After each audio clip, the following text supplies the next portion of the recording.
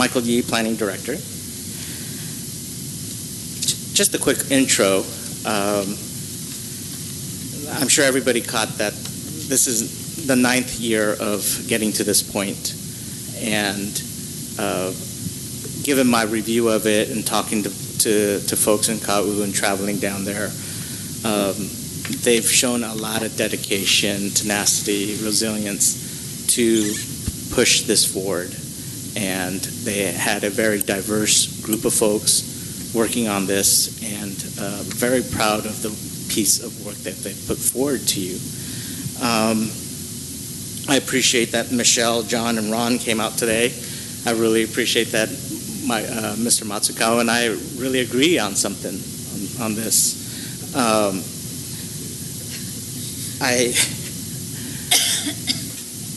I do want to comment, and people know I have this love for community engagement, that there's a question over what's the intent and what's the implications, and I understand that, and we have to work within those parameters. But in the end, this is the dreams and wishes of a group of folks that have really poured their heart and soul into this over many, many years.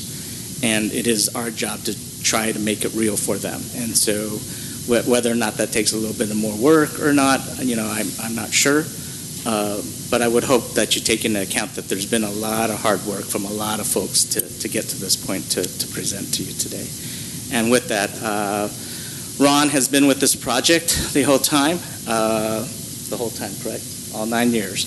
And so we're borrowing him today from R&D, and he's going to do the presentation on the Ka'u CDP. Good afternoon, Madam Chair, committee members, clerk. Thank you very much, Michael, for allowing me as your guest presenting my history with the Ka'u CDP today for the sake of the Council's consideration of this very important planning document.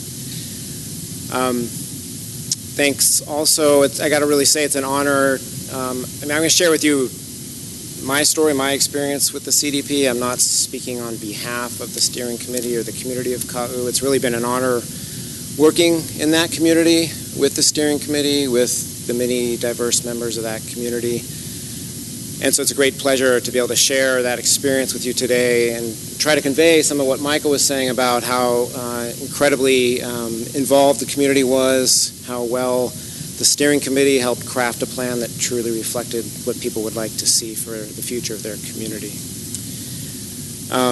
I do also want to thank Michelle and Ron for coming out today, as well as John. They've all been very actively involved, obviously, and I really hope you don't take the lack of presence of other steering committee members here as any kind of reflection on their passion for the plan itself. Many have, their lives have changed in many ways over the course of the 9 years of this planning project. So some are now based on Oahu, others are facing health challenges, so it's not been easy for many of them to remain engaged through the adoption process. I thought it would be most helpful to touch on three main things today. First, to just very briefly, and this relates to much of the comment you've received and heard from folks, is just to provide a little context for Hawaii County's community planning work. And after that little bit of context, dive into the story of the Ka'u CDP, how it was produced, how people were involved, and what product we ended up with. And then finally, take head on some of those hot topics that that people have presented to you, to help you understand how they were addressed during the planning process, so you can understand how the plan sees some of those issues and deals with some of those issues. Just quickly, just a few words about the context, the evolution of community planning in the county of Hawaii. I only really half-jokingly often refer to County of Hawaii community planning as being in an adolescent stage. If you look at the history, there really wasn't community planning prior to the 2005 general plan. And so these CDPs that we've been developing have been kind of a first run at in a very thoughtful way, engaging communities in planning for themselves, right? And so we've now had 2 rounds of those. I call them CDP 1.0 and 2.0. The Puna, Kona, and the Kohalas being the first, and then Hamakua and Ka'u being the second. And we did everything we could to learn as much as we could from that first round, both what worked well and what could be improved on. And so you'll see that reflected in the Ka'u CDP. But mostly want to emphasize here that in the 2005 general plan, you had in Chapter 15 a distinct concerted effort to provide for a meaningful public role in planning through the establishment of the Community Development Plan program. And so that was the impetus for all of these plans. In that same chapter of the general plan, as well as a few other sections of the GP, it outlines the scope of the CDPs, and they really are quite comprehensive in nature, covering really the 3 pillars of sustainability, natural and cultural resources, public facilities and infrastructure, and economic development. And some powers are provided to CDPs to do that using a range of tools, including some land use direction. But also talks a lot about the importance of CDPs providing, being action-oriented, providing specific guidance on what the county and other players can do to achieve community goals. An important and critical part of what Chapter 15 in the General Plan outlines is the role of community. It emphasizes the critical role of these being community-driven plans and identifies steering committees as being the mechanism for local decision-making to make sure the plans that are produced are truly a reflection of what the community would like to see. And so it became obvious that it was important how those committees were composed. So we put tremendous effort into identifying extremely credible and representative steering committee in the case of Ka'u, and this was true for the other CDPs as well. And so what you'll see in each community member is a snapshot of one segment of that very diverse community, both geographically as well as in terms of background, history in the region, areas of expertise and interests. You really have quite a diverse committee, and so it made for fantastic conversation and deliberation, often over very contentious issues.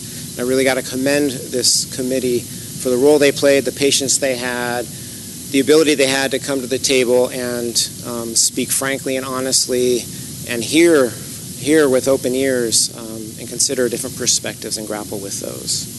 And their role was really threefold. They were not the writers of the plan. Their job was to make sure the process was right and so we engaged people appropriately, that participation was maximized, and at the end of the day, to confirm that the plan produced truly is going to do the best job at achieving the community's goals. Now, the challenge when you approach community planning is, well, there's really multiple challenges, and quite frankly, much of the comment that you've heard speaks to the challenges of defining community planning, the various roles, and really the nature of and the authority of the components of the plan. I'm going to just touch on a few of those challenges, and you'll see them woven throughout the process that I share a bit more about as well. One big question is, what is the community? And as you all know, there really is no homogeneous community anywhere. Most are very diverse. And so a fundamental challenge of community planning is how to hear all those voices and reconcile them, try to identify shared values and vision, and then come up with strategies that best achieve those while representing different perspectives. And so it's very difficult to do that because very often it's easy to get caught into a number of different traps. One is to lose sight of local knowledge. So it's really important to keep planning processes grounded in local knowledge and the diversity of that knowledge. It's also easy to have a plan overly influenced by local knowledge and not take into consideration planning expertise. So it's important to balance that knowledge with planning knowledge to keep the plan practical and implementable. And related to that is to really make the best use of the existing tools you have to achieve community's objectives by maximizing use of the planner's toolbox. And so some of the principles we embraced early on in the process was to really maintain a very open process to make sure we engage people not just in meetings, because not everybody can attend meetings, not everyone participates best through a meeting format. Keep the process very objective and transparent so that it was clear what we were trying to do, the pros and cons of different approaches for doing that, and why one approach was chosen over another. And all along recognizing that there's an element of truth in everybody's perspective. Let's hear what people have to say. Maybe it might be hard to hear it the way it's being conveyed, but let's search for that truth, for what they're really trying to convey, and use that and incorporate that into the planning process. From my perspective, we're really here to celebrate in three things, really. A very credible process that's been thoroughly vetted, and I very much see this as a continuation of that process. I'll share more about this shortly, but this has been a highly participatory, extremely collaborative, very thoughtful, systematic, and transparent process. Anybody all along could tell you what was going on, or could find out what was going on, weigh in a very objective way, and have their perspective be heard and have it be considered by the steering committee and other players in the process. And after that planning process was done, the plan itself was thoroughly vetted twice by the steering committee, both before and after an extensive community review process. And then even after that, once the steering committee made its recommendation to the planning director, it went through an additional round of agency review. And so this has been looked at by many different eyes from many different perspectives. All that to say that this is still part of that process. The fundamental goal all along has been to produce the best plan, most implementable plan possible that achieves the community objectives. If there are still improvements to be made to that, to achieve that goal, in my opinion, it's important that we still make those improvements. So we only ask that you not start from scratch, that you honor the credible process, take advantage of how transparent the decision-making was, and weigh in as part of those debates that have been ongoing, and not start from scratch. So let's keep it fact-based and rational. Okay, now I want to touch a bit on the process. And I'm going to do this fairly quickly, knowing that there's a tremendous amount that could be shared, but if you have certainly questions about the process, I'm happy to say more about that later. Started off with values and vision, and what you'll see throughout this process is that it's a building block process. Information is gathered, comes to the steering committee. They make a decision, often an incremental decision, based on the information at that step, that then serves as the foundation for the next step in the process, and the cycle repeats. Gather more input, make another decision, establish another foundation, build from there. So the first step in that process was identifying the community's values and vision. At the time, the KAU CDP had been able to garner the highest percentage of public participation from the community. 14% of the population was heard from through either surveys or other small group meetings of sorts. And probably even more importantly is we gauged participation relative to demographic information we had about the community. So we made extra efforts to reach out to segments of the population that we know we hadn't heard from yet, whether they be Micronesians or Filipinos or low-income families or what have you. So we had tremendous confidence in the foundational values and vision input that we got from the community. And you'll see, and it's not surprising, you've heard it from testifiers, KAU is fundamentally about the aina, about place, about family, about a very country-rural lifestyle. Wants to preserve that and wants to build an economy based on those foundational values. So based on that information, as I mentioned, the steering committee then crafted a values and vision statement that served as the foundation for the planning process from there. Next step was to learn everything we could about the community relative to those values and vision. And so a community profile was built, and it was done based also on gathering local knowledge. We had several community summits designed to fill pukas in background research and to together build a community profile. And then the steering committee again took that information, combined it with the values and vision statement, and developed community objectives, which then became the goals, if you will, that the CDP was then charged with achieving. And they too were organized around three main areas: natural and cultural resources, community character, and economic development. This was on identifying the best range of strategies to achieve those 12 objectives. As I mentioned earlier, the building block process started with values and vision, refined those into community objectives, and then went through an analytical process of identifying strategies to achieve those objectives. And this is really an important point, and again touches on much of the comment you've received. We worked very hard to be very clear in this CDP these 4 fundamental types of strategies. And the CDP is organized. It's organized by topic, but within each topic area, it's organized by these 4 types of strategies, with the explicit intent of learning from some of the lessons of the previous CDPs to minimize confusion about what it is the CDP is saying or advocating or what action it's proposing. So there's these 4 types. There's land use policies, and there's even 2 types of those. There's intent policies, which are aspirational in nature, just clarifying what it is that's trying to be achieved, but then there are also policy controls, which are designed, as is permitted in the General Plan, Chapter 15, designed to direct and designate particular land uses in certain areas. Related to that, but different, are, as was mentioned earlier, advocacy items. Those are for things that are outside county jurisdiction, but have some policy implication. We need your help, the state, or DOE, DOH, to help us achieve this community objective. Here's what we'd like you to do. A third type of strategy is community actions.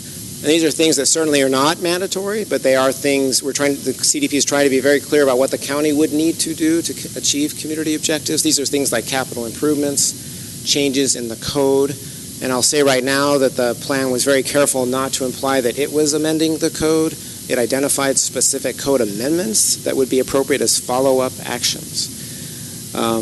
And that's one type of these county actions. And then finally, we recognize that there's a huge role for the community, not just in the planning process, but in the implementation process. As a matter of fact, critical role for community in implementation. So there are a whole slew of what we call community-based collaborative actions, those that need to be led by the community in collaboration with the county and state and many others very often, but aren't going to happen unless the community takes the initiative. So there's those 4 types of strategies, and we try to be very clear about what was what in the CDP to minimize confusion and interpretation, challenges in interpretation. So what you'll see in terms of topical areas, the CDP really works very hard to do achieve what every community really needs, right? Which is preservation of the public trust through natural and cultural resource protections. The basics of community, what I call building blocks, the facilities, infrastructure, most often county, but not always, often state as well, that are needed to have a complete community. And then on those foundations, a robust economy. And I've got to say that one of the reasons the planning process took a bit longer than expected was because we made extra effort to have a very robust economic development component to this plan. And it hadn't been done before, as far as we could tell, certainly in the county and maybe even statewide. And so we took a fair amount of time to tackle economic development from multiple perspectives. From a land use perspective, we certainly identified where growth should be and left plenty of room for it to support economic development. And then on the sector side, we identified sector-based strategies based on a pretty comprehensive analysis of where the economic opportunity is in Ka'u. And then thirdly, laid out fairly specific pathways to follow to actually take advantage, help the community take advantage of those market niches that are available. Then finally, it's actually section 3, but finally, there's a way to organize all that from a land use perspective. There's a land use section in the CDP that reconciles each of those 3 areas of natural and cultural resource management, community facilities, and infrastructure and economic development. So as I mentioned earlier, at that point, the draft plan was completed. Then the steering committee looked at it very hard, discussed, debated, made revisions. When it thought it was ready, it then designed an extremely participatory process for having the community do a thorough review. And then based on all that input, the steering committee considered an additional round of revisions to make sure all the community comment was incorporated. Get a copy of the plan and look at it themselves. They could come to a speak out, see snapshots that gave you a big picture understanding what the plan did and provide verbal comments or written comments. Or they could participate in one of several focused discussions on what we knew were the hot topics. The community debated at length the shoreline setback. It debated at length economic development. It debated at length many of the real hot issues, controversial issues in the community, All that input was then taken into consideration by the steering committee before it made its final recommendations. So it made those recommendations in October of 2015, and then it came to the planning director. And in a nutshell, I believe in your packet you have the planning director's background and recommendation report to the planning commission, which I think is communication or part of communication 351. Just if you haven't had a chance to digest it yet, it starts off with a brief summary of the director's recommendation with a little bit of background information, much of which I've just touched on. But then the exhibits are worth noting. The first one is the CDP itself, which you also have as your ordinance. But Exhibit 2 is particularly important. If you have a question about a particular CDP strategy, there's probably an answer to your question, because for every strategy there is a written rationale, which in a concise way explains why the community landed where it did with that particular strategy. And so as there's going to be debate about some of these things, and I would suggest that be where the debate starts, based on understanding clearly where the idea came from, and go from there. If there's ways to improve it, to challenge some of that rationale, that's great. But let's start with the reasoning behind where these ideas came from. You also have all the extensive public comment from the agencies and other sources, as well as the minutes from the Planning Commission deliberations. So after it came to the director, he sent it out for agency review, heard from county, state, federal, and private organizations during that process, and based on, and they were three or four types really. Some were non-substantive, some simply misunderstood the nature of Hawaii County CDPs. Many were substantive and actually led to some of the director's recommendations, and some were focused on questions about implementation. And the bottom line then, in terms of the director's recommendations, is recommendation of adoption. They also had some non-substantive revisions, which are reflected in the copy of the CDP that you've received. They were based on agency recommendations, efforts to improve some of the organization of the CDP to make it clearer, and quite frankly, clarify some of the issues that testifiers have commented on to try to minimize the room for confusion on what the CDP is really intended to do. And all those are reflected in the copy you have before you. So now we're at this point of adoption, and as I mentioned earlier, this is very much part of the plan development process in my view. And so refinements, improvements are welcome and encouraged while honoring the process that has come before. If you will, I'll say a few words about some of the testimony that has been raised, because it's been addressed at length in other sessions. Some references have been made to a 2016 director's memo. Obviously, when developing this CDP, we didn't have that memo in front of us, nor did we have the Missler case in front of us. What we did have was the general plan and its guidance for CDPs, as well as a memo from Director Chris Ewan from, I believe, 2008, which addressed head-on the question of the authority of CDPs. And so those were the foundational documents we were working from to, for ourselves, be clear about what a CDP could and couldn't do. And to be honest with you, we took that question extremely seriously, because the last thing we wanted to do was create a CDP that wasn't legal or wasn't implementable or was outside the bounds of a CDP. And so here's a summary of our understanding. This is all straight from the general plan of the land use scope of CDPs. And this touches on some of the points that you've heard about today, as well as in some of the written testimony.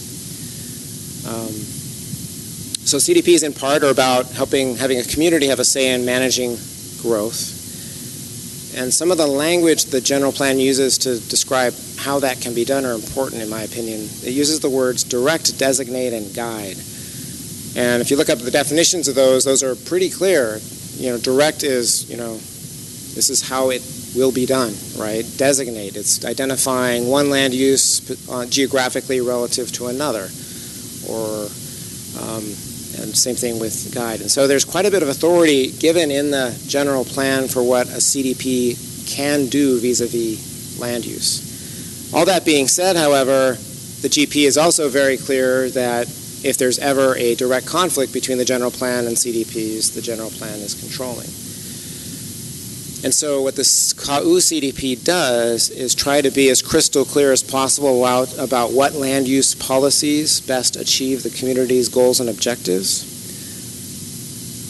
explicitly identifies where those conflict with the general plan as written, and then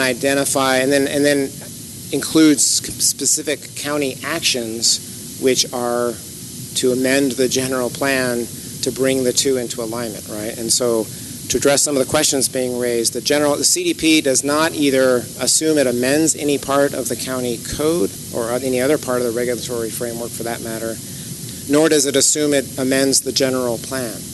It identifies actions, follow-up actions, to do those things where appropriate to best fulfill or achieve community objectives, but it does not do either of those things.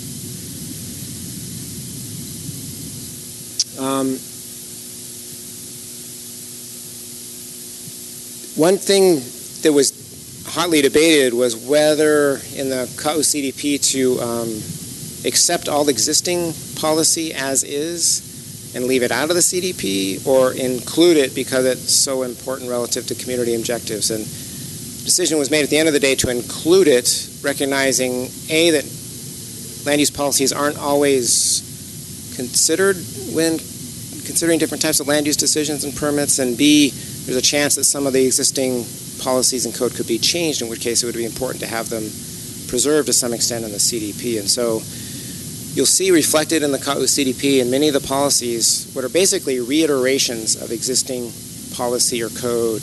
Could be in state law, the general plan, or the county code. And this is not to supersede those, it's really to basically say the community considers these to be vital to achieving community objectives. The CDP in that way is redundant, but the community thought it was important to see that in writing as part of their CDP. What's a relatively small number of policies is those that actually are new in nature, that this KAU CDP does above and beyond existing policy. And so on this slide we tried to summarize what those are, and this again speaks to some of the comment you've heard. One big one is the land use policy map, and it's reflected in policies 7, 8, 9, 39, and referenced in several other policies. And it does try to be explicit about what the community considers to be the settlement and development pattern for the future that would best achieve its goals. And so it shrinks urban growth boundaries, it preserves Malca forests and shoreline and agricultural lands, and is very clear about where future growth should be, where tighter boundaries typically in terms of urban and development areas than is currently reflected in the general plan. And again, the intent was to be clear about the community's understanding of how best to achieve its goals, but not to assume that those maps then supersede the policy maps in the general plan. Another policy that you've heard a lot about already is the shoreline setback policy. It straddles a line, trying to use the authority it thinks it has, the CDP has, to provide very clear guidance on how setbacks should be established during the normal regulatory process of establishing shoreline setbacks. And it was hotly debated. The language isn't perfect. It was where the community landed after considering lots of different perspectives. And then finally, there's three policies, 56, 57, and 58, that provide specific guidance when the county is considering rezones or special or use permits to make sure that scenic impacts are considered and mitigated, which is certainly within the bounds of current authority, but this just is explicit about the need to do that during those reviews.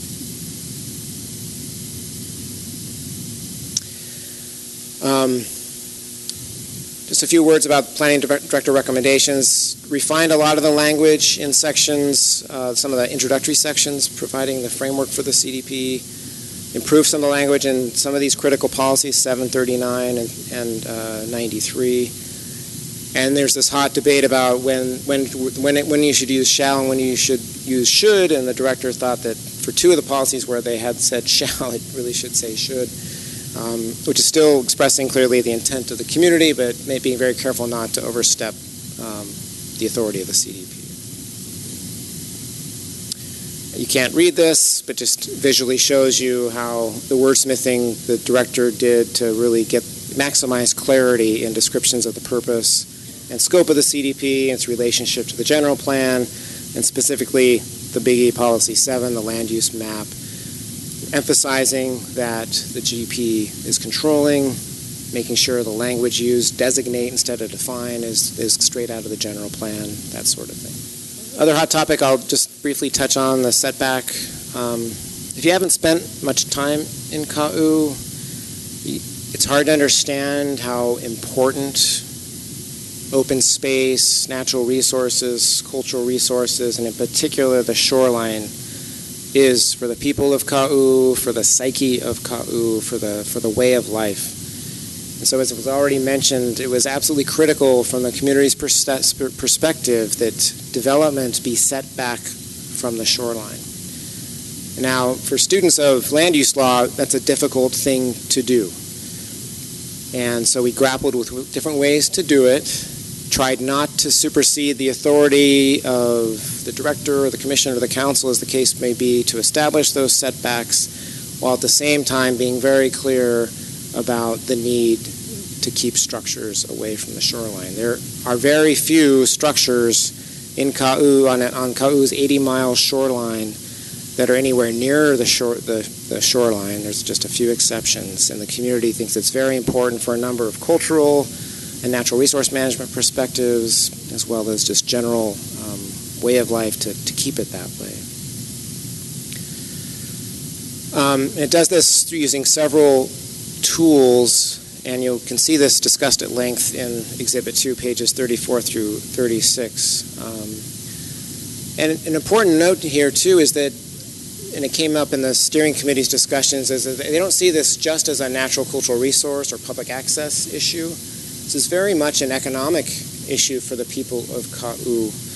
I think it was Michelle, as a matter of fact, during deliberations that pointed out that while a house near the shoreline in Ka'u, provides next to zero economic benefit to the community, the open shoreline provides tremendous economic benefit in terms of the draw from tourism, the subsistence access for people to fishing and gathering, to name just a few.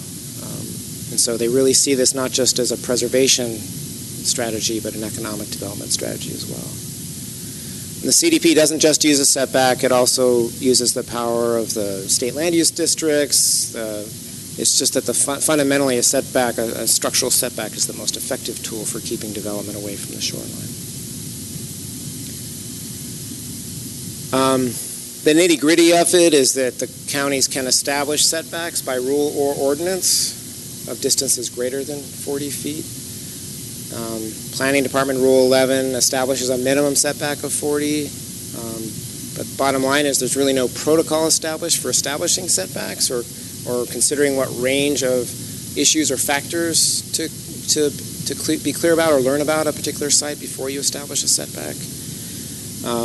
And given all that, given the unique conditions around the island and in Ka'u particular, there's a strong case to be made that setbacks really should be established on a site-by-site, case-by-case, or at a minimum a regional basis, taking into consideration the unique conditions. So it is out of that frame of reference that the setback policy was established.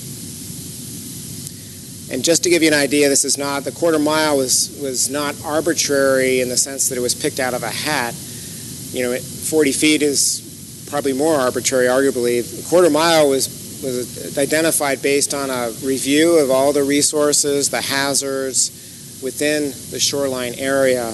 And you can't see this map, but this map shows layers multiple resources and regulatory boundaries, and became clear from that review that once you get a quarter mile back, you're outside of most hazard zones, you're outside of most of the richest cultural resource areas in many cases, not always. You're far from the sensitive ecological and ecosystem resources. So that's how that number was largely derived.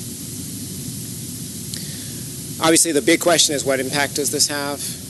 And to be clear, Policy 28 only applies when there's proposed development on lots that are in the SMA, the Special Management Area.